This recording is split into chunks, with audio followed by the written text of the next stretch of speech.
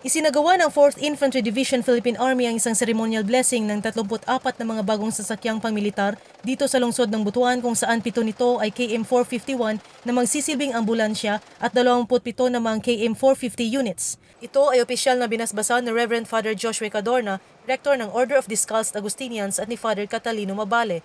Ang okasyon ay personal na dinaluhan ni Major General Benjamin Madrigal, Commander ng 4th Infantry Diamond Division, at ito ay dinaluhan ng mga commissioned officers at iba pang kasundaluhan ng nasabing dibisyon.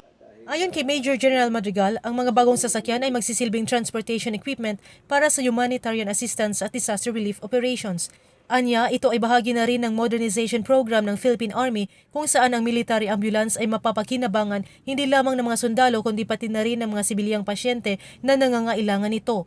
Tayo ay nagpapasalamat, of course, sa liderato ng ating pamahalaan at ng ating sandatahang lakas ng Department of National Defense, past and present, for this program dahil ito po ay naumpisahan noong nakaraang administrasyon na ipinagpapatuloy po ng ating mahal na Pangulo, Rodrigo Roa Duterte. Ang KM451 ambulance ay fully air-conditioned at kumpleto sa emergency rescue and medical devices at mga gamot at kayang mag-akomoda ng hanggang 8 walk-in patients at 4 na pasyenteng gamit ang stretchers.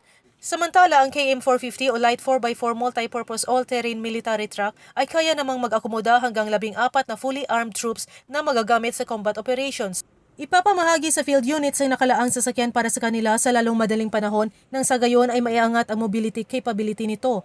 Ipinaalala rin ni Major General Madrigal ang regular na pagpapanatili ng maayos na kondisyon ng mga sasakyan at pagsunod ng mga magmamaneho nito sa tamang driving protocols. Ang pagdating ng mga bagong military trucks ay malaking tulong para sa kasundaluhan, lalong-lalo na sa pagpapataas ng kanilang moral upang magampanan pa ng maayos ang kanilang misyon. Para sa PTV News, ito si Venus L. Garcia ng PIA Caraga.